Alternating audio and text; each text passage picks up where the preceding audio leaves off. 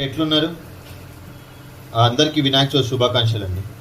మన ఇంట్లో వినాయక చవితి అప్పుడు ఇది ఎలక పండు తెచ్చుకోవడం కామన్ కదా, ఎలక్కాయ. దీన్ని నిమజ్జనం చేస్తే పర్వాలేదు, నిమజ్జనం చేయకపోతే కనుక దీన్ని మనం ఎలా చేసుకోవాలో వంట చూద్దాం. ముందుగా ఈ ఎలక్కాయని పగలగొట్టుకోండి.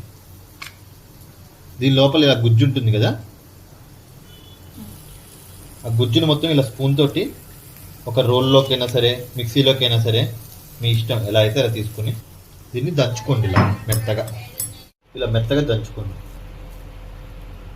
ఇప్పుడు ఒక కడాయిలో నూనె పెట్టుకుని, నూనె వేడెక్కగానే ఆవాలు, జీలకర్ర, శనగపప్పు, పొట్టి మినపప్పు ఉంటే ఇంకా చాలా బాగుంటుందండి, లేకపోతే మామూలు మినపప్పు వేసుకోండి. ఎండుమిర్చి,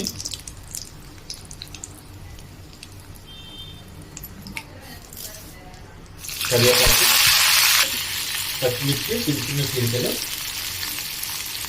ఉల్లిపాయ, పసుపు, చిటికెడ పసుపు, తగినంత ఉప్పు. ఉల్లిపాయ కొంచెం వేగగానే ఇప్పుడు మనం మెత్తగా దంచుకున్న ఎలక్కాయ గుజ్జుని వేసుకోండి. చూడండి, ఇప్పుడు స్టవ్ ఆఫ్ చేసేసుకుని మనం పెరుగుని బాగా మజ్జిగలా కొంచెం చిలుక్కుని అది దీనిలో వేసుకోవాలి. ఆఫ్ చేసుకుని వేసుకోవాలండి, మరీ చెప్తున్నాను, లేకపోతే మొత్తం ఇరిగిపోయినట్టు అయిపోతుంది.